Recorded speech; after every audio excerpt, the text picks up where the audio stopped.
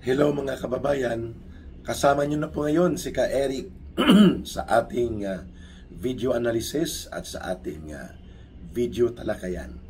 Pasensya po improving pa lang po ang boses ni Ka Eric, but I hope na magtuloy-tuloy po ang mabuting pagkakaroon ko ng panunumbalik ng lakas at pati na po ng boses ni Ka Eric. Sa puntong ito, bibigyan po natin ng paglilinaw at ng mga maliwanag na paghahambing itong mga inahayag na statements ng Malacanang versus inilabas na pagpapaliwanag kahapon ng dating Executive Secretary na tinanggal nila Marcos unceremoniously itong si Lolo Lucas Bersamin, no? Sa kanyang pahayag kahapon sa media kung saan binanggit po niya na hindi siya nag-resign officially bago lumabas yung pahayag ng Malacanang sa pamamagitan ng tagapagtahol ni Marcos, itong pambansang barker ni Marcos na si Aling Marites Claire Castro. Pangalawa, ihambing natin ang pangyayari sa binabanggit ni Ginoong Saldico at mga testimonya at ebidensya kung paano nangyari na ang mga budget cycle at buong budget process sa ilalim ni Ginoong Marcos at ni Romualdez ay naging proseso ng sistematikong pagnanakaw at pangungurakot at malawakang pandarambong sa pundo ng mga mamamayan. Bigyan natin ng paliwanag po yan mga kababayan. So, ano naman ang implikasyon nitong statement ni Lolo Lucas Bersamin hinggil sa kalagayan ng gabinete at ng buong gobyerno ni Marcos at ni Romualdez? Okay, start po tayo dito sa statement na binanggit ni Lucas Bersamin. Sabi niya, I did not submit a resignation letter, ngunit nakita ko na lang at narinig sa media na nagkaroon na ng bagong appointment sa katauhan ni Finance Secretary Ralph Recto, si Boy the Taxman Vatman, no? Puro tax at puro buwis ang kanyang ginagawa itong si Ralph Recto upang ipapasan at ipabalikat sa mga mamamayang Pilipino habang ninanakaw nila at kinukulimbat ang kaba ng bayan. So sabi ni former Executive Secretary Lolo Lucas Bersamin, masarap pakinggan na nag-resign out of delikadesa. But that is not the truth. Nagsalita siya. Ibig sabihin po, tinanggal, hindi nag-resign. Kaya itong sinungaling na tagapagtahol ni Marcos Jr., tagapaglubid ng disinformation, misinformation at mga fake news ay nakakahiya. Isa itong napakalaking iskandalo na gumawa ka ng kwento upang lamang pagtakpan ang lumulubog at unti-unting nagkukulaps na gobyerno na iyong pinaglilingkuran na itinatakwil na ng mamamayan sapagkat magnanakaw na, puro adik pa ang nasa pamunuan nito. According to the revelations no less than by the presidential sister, Senator Amy Marcos. Ano po ang implikasyon nitong pahayag na ginawa ni former Executive Secretary Lucas Bersamin? Na desperado po ang gobyerno ni Marcos na maghanap ng sangkalan o scapegoat. Ito po ang scapegoat defense mechanism upang ibubunton ang pagturo ng sisi na kahit alam na ng taong bayan na siya ang pasimuno ng mga insertions, realignment, pang-iistapa, pangangatay sa budget, ituturo niya sa kagaya ni Saldico, kay Lucas Bersamin, at sa mga staff sa Malacanang, at pati sa kanyang budget secretary.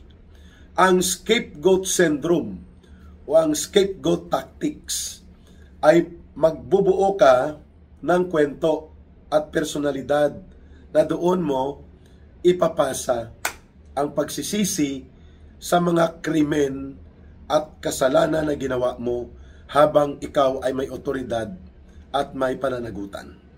Yan exactly ang equivalent ng teorya ng diversion and deflection.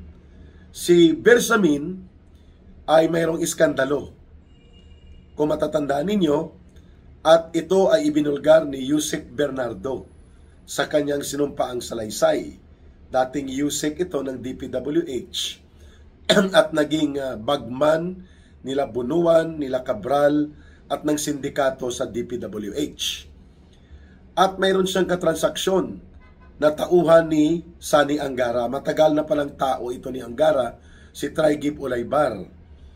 At nangialam sila sa mga flood control projects na unprogrammed. At lumalabas, mahigit 2 bilyon pesos ang tinirada nila. At hindi rin pwede na si Bersamin lang ang involved dito, kaya nga inimbestigahan na rin o chinecheck na rin ang money trail papunta kay Sani Angara ng Department of Education. Pero nakakita ng oportunidad sila Marcos na gamitin po ito na dahilan kung bakit si Bersamin ay isang kandidato sa scapegoat tactics ni Marcos. May possibility po na dahil alam ni Bersamin at nila Pangandaman na lahat ay nagnanakaw, kumukulimbat at dumudurobo mula kay Marcos, nakakita sila posible ng pagkakataon na makisingit. Ibig sabihin, makijoyride para hindi mapansin. The revelations of Yusek Bernardo at ang pagsasabi ni Saldico na sa Malacanang lahat halos umiikot ang mga nakawan, tumutugma dito sa pagiging tulay ni Traigip Ulaybar na humingi ng mahigit 2 billion pesos na proyekto with almost 380 million pesos kickback o ninakaw para sa kay ES according to the revelations of Ulaybar of Bernardo, at hindi pa binanggit kung magkano napunta kina Angara. Mantakin ninyo, DepEd makikialam sa flood control project. So may usapan, yes. Si Pangandaman naman, ang pagiging kandidato niya sa scapegoat tactics and diversion, deflection, iwas, bigwas na style ni Marcos, yung pagkakabanggit ni Saldico na tumawag si Pangandaman kay Saldico at inutusan siya na kumamada ng 100 billion pesos na proyektong insertion, in short, na nakawin ni Marcos. At dahil dyan, binulid-bulid nila ang kwento na si Pangandaman, si Bersamin, si Ulaybar at itong pamangkin pa ni Bersamin na si Adrian Bersamin ay magkakasabwat sila sa isang operasyon na hindi nalalaman ni Marcos. Yan ang kanilang baluktot na teorya ng scapegoat. Kaya tinanggal talaga si Bersamin at si Pangandaman, pati si Adrian Bersamin at itong si Jojo Cadiz, yata wala na rin. Sapagkat sila ang gagamitin sa karakter ng kwentong gagawin ni Marcos at nila Romualdez na tinatawag na taktika ng scapegoat at ng deflection and diversion. Hindi umubra kasi na ituturo pa nila kay Pangulong Duterte at kay Vice President Sara Duterte. Kagaya ng attempt nila ni Claire Castro, nila Tito Soto, ng ICI, na sa Duterte mayroon ding korupsyon. Hindi umubra sa public opinion. It did not hold water dahil hindi ma-establish at itinuro at kumanta si Saldico bilang isa sa major operators ng kriminal na sindikato nila Marcos at Romualdez. Kaya naghanap sila ng taktika na tinatawag na scapegoat and diversion and deflection. Ito na ngayon ang gusto nilang ibentang narrative. Ito ang sabi ni Ping Lacson. Ang banggit niya, posibleng pinaikutan at pinaandaran si Marcos Jr. nang hindi niya nalalaman na nag-ooperate ang mga tao niya.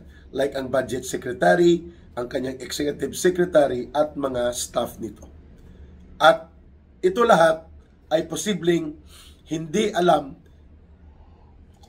sorry, masakit pa rin ang ulo ni Eric.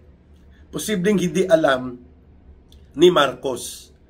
That is not acceptable and that is not conforming to credible assertion.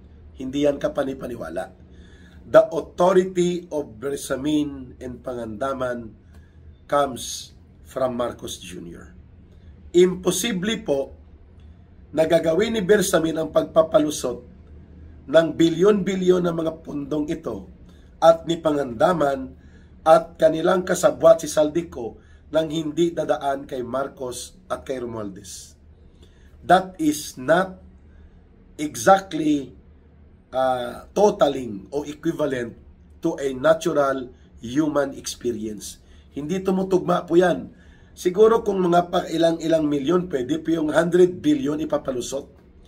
100 billion pesos ipapalusot nila Bersamin, ni Adrian Bersamin na pamangkin niya, ni Jojo Cades at ni Pangandaman. At mayroong recorded na mga conversation at alam nila na pwedeng i-check ni Saldico kay Martin Romualdez kung totoong nagpautos si Marcos ng 100 billion pesos at pwedeng i-check ni Martin Romualdez kay Marcos. It does not add up at all. Palusot po ito. Kaya, kunwari tinanggal si Bersamin, ang kanyang pamangkin, ang isa pang undersecretary, tinanggal si Pangandaman, kunwari may reforma. Ito po ay mga damage control ni Marcos. Kaya nga dapat si Bersamin at si Pangandaman at itong si Cadiz at isa pang Bersamin na pamangkin ni Lucas Bersamin ay dapat magsalita at ihayag ang katotohanan na lahat ng ito nanggaling ito kay Marcos at kina Romualdez. At malamang sa malamang po hindi naman yan maitatanggi pa. Ang pakialamerang asawa ni Bongbong Marcos ay nangialam at mayroon pong malaking papel sa pag-iral at pag-andar ng sindikato ni Marcos at ni Romualdez. Ito po ay nangyari sa loob ng 3 taon, pinalusutan ka. That is unbelievable. In 3 years time, pinaandaran ka ni Pangandaman na budget secretary mo, pinaandaran ka ni Bersamin na executive secretary mo for almost 3 years, at na mga staff sa Malacanang na hindi mo alam, maliban na lang kung talagang hindi ikaw ang nagpapatakbo ng gobyernong ito. Pero ikaw ang pumipirma. Ang final touch ng budget po kay Bongbong Marcos. Hindi kay Bersamin, hindi kay Pangandaman, sa kanya. At ang mga pagpapalabas ng mga pondo na chargeable to unprogrammed appropriations, si Marcos ang nagpipirma. 4,000 plus flood control projects, hindi mo alam, pinalusutan ka. That is not credible. Baluktot po itong style ng palusot ni Ping Lacson at todo-todong kabastusan sa insulto sa kaalaman ng taong bayan, itong pagsisinungaling ng pambansang asong ulol at tagapagtahol ni Marcos na si Claire Castro.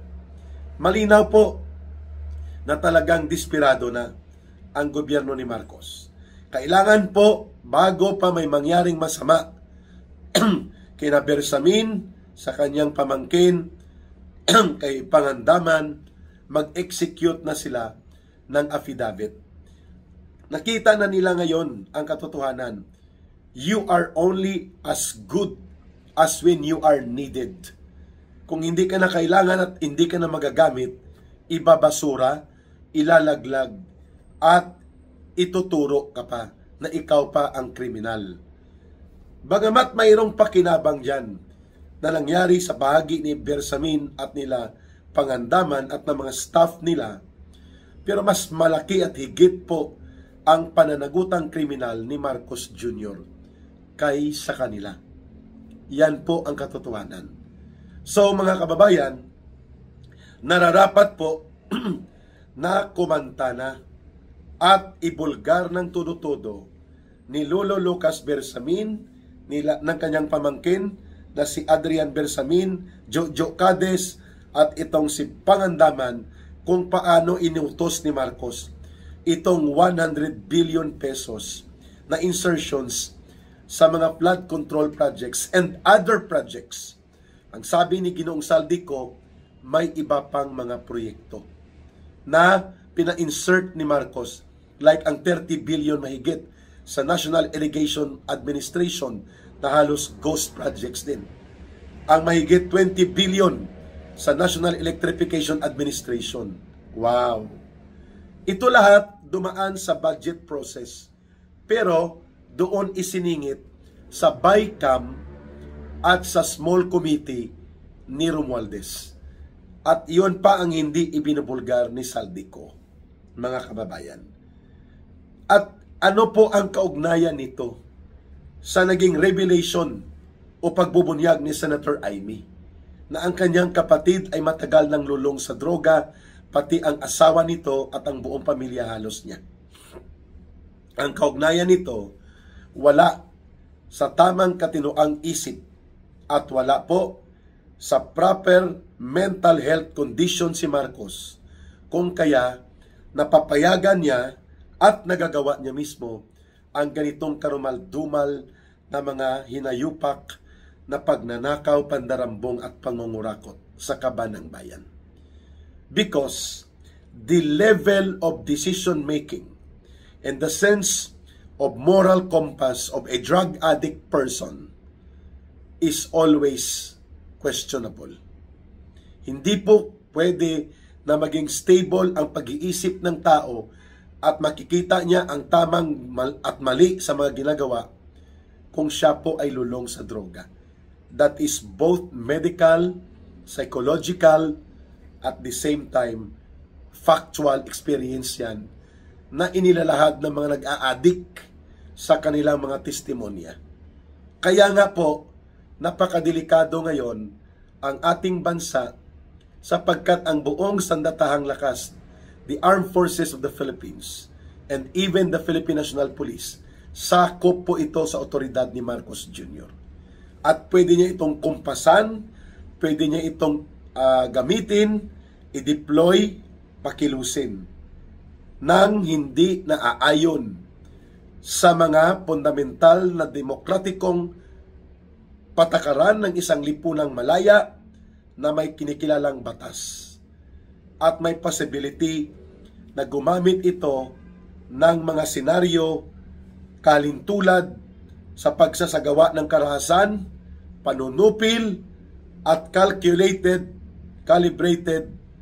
government-sponsored violent actions to justify yung mga pagdideklara ng possibility of state of emergency at pati na rin po ng possibility of a declaration of martial law. Kaya bago mangyari po yan, na gumawa ng scenarios si Marcos na nagagawa ng kanya ngayon, na ihulog at ipabitay sa pampublikong opinyon upang maging masama ang kanyang executive secretary, ang mga staff niya sa Malacanang, at ang kanyang budget secretary para lamang isalba ang kanyang pananagutan at ang kanyang kriminal na mga gawain ay hindi mapanagutan at makaiwas siya, wala siyang pag-aalangang ginagawa ito. Similarly, pwede niya rin po gawin yan na gamitin niya ang Armed Forces of the Philippines, ang Philippine National Police, upang gumawa ng hindi demokratiko at nararapat na mga hakbang. The way na nanakot at tinatakot ng kanyang DILG Secretary na Kulukoy na walang alam sa demokratikong karapatan at malayang pamamahayag ng taong bayan na ang nananawagan daw ng Marcos resign ay mga kriminal na mga panawagan, equivalent to sedition, inciting to sedition, na pwedeng mapakulong daw. Kulukoy ang style ng pananakot at tinatakot ni John Vic Rimulya ang taong bayan ay lalo pang nagpapalagablab sa galit ng mamamayan at paniniwala na talagang umiiral nga ang isang kriminal na sindikato na gobyerno ni Marcos at nila Romualdez.